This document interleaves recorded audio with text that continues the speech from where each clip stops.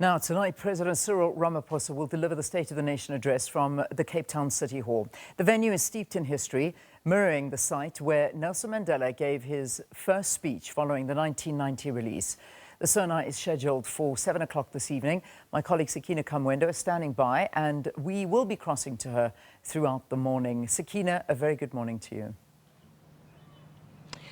Well, a very good morning, Leanne, from Cape Town, from the City Hall behind me, which has been for the past few years since that damage to the Parliament building been declared a precinct of Parliament. And this, of course, for the State of the Nation Address 2026. And this is officially the opening of Parliament for the year. And this is a joint sitting of the two houses of Parliament called by President Cyril Ramaphosa in accordance with Section 84(2)(d) of the Constitution. And this is, of course, compelling those houses. And it's the rare occasion whereby we have all three arms of state also converging in one space. And it's already a windswept start to the Cape Town morning. And this year's Sona, Leanne, taking place against the backdrop of a geopolitical shift, seismic in some instances, which the president is, of course, expected to address, but also locally and perhaps more pressingly for South Africans,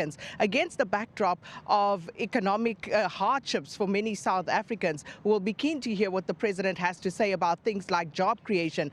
And we have this stubbornly high youth unemployment rate, which needs to be addressed, and unemployment in general, but also rising prices of things such as electricity and people struggling to eke out a living. So people will be listening out to hear what the president has to say on all of these things this evening. And then, of course, there are also some other pressing issues that the president will need to address that are more policy related. And we wait to hear what the president has to say on all of this. But I can tell you there are some new additions to my right, which we'll show you later on. There's a new marquee that's been set up here in the precinct that we hadn't had previously. And this is because generally, since this precinct has been declared, there's always been a space issue. So some of the people were housed at the ICC. And what's going to happen this time around is that those guests who were traditionally held at the ICC to watch the State of the Nation address,